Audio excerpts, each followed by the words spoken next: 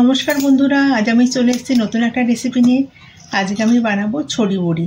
ওই জন্য আমি নিয়ে নিয়েছি চালের গুঁড়ো, আর তার সাথে আমি অল্প করে নুন দিয়ে দিলাম। আর এখানে আমি যে মগে না ফোটানো গরম জল নিয়ে এসেছি, নুনটা দিয়ে একটু নাড়িয়ে নিলাম।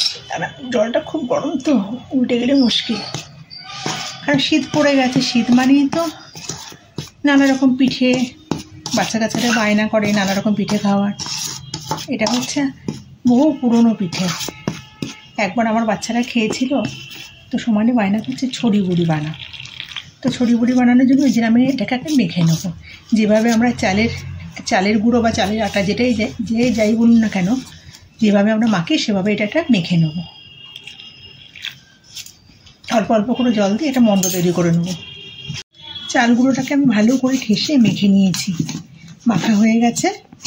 এবার আমি এর থেকে না ছোট ছোট গোল গোল করে পাকিয়ে নেব, একদম ছোট ছোট করে দিয়ে ভেতরে একটা গর্ত করে দেবো বাটির মতো।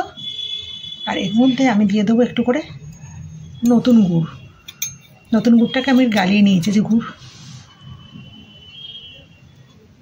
অল্প করে গুড় দিয়ে আবার আমি পুরো মুড়ে দেবো।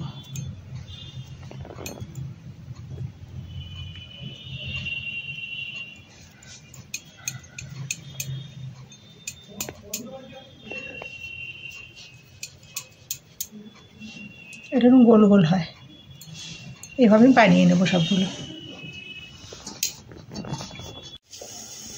বন্ধুরা, আমার এই ছড়ি বড়ি পিঠেগুলো দেখুন বানানো হয়ে গেছে।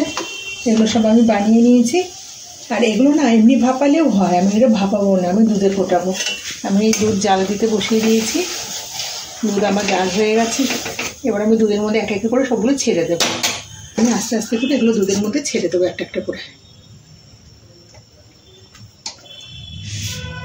এগুলো বাচ্চাটা যে কী মজা পায় এগুলো খেতে, কি বলবো। এগুলো বহু বছর আগে একবার, মানে বাচ্চাটা যখন খুব ছোট ছিল একবার বানানো হয়েছিল। আর একবার আমাদের এক রিলেটিভ এসেছিলো, সে একবার বানিয়ে দিয়েছিল। সেই কেউ কিছু একবার খাওয়ালেই হলো, সেটাই ওদেরকে খেতে হবে। আমি এগুলো একে একে করে সবগুলো দুধের মধ্যে দিয়ে দিয়েছি।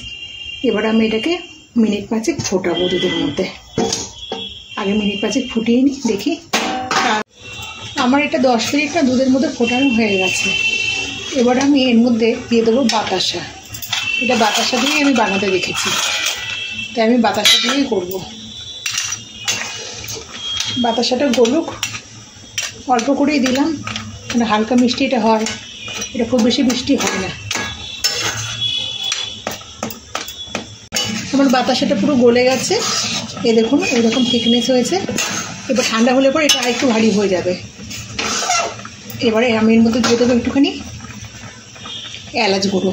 এলাচ আমি ভেজে গুঁড়িয়ে রেখেছিলাম, সেটা দিয়ে দিলাম। এবার আমি এটাকে নেড়ে ছেড়ে ঢেকে রেখে দেবো।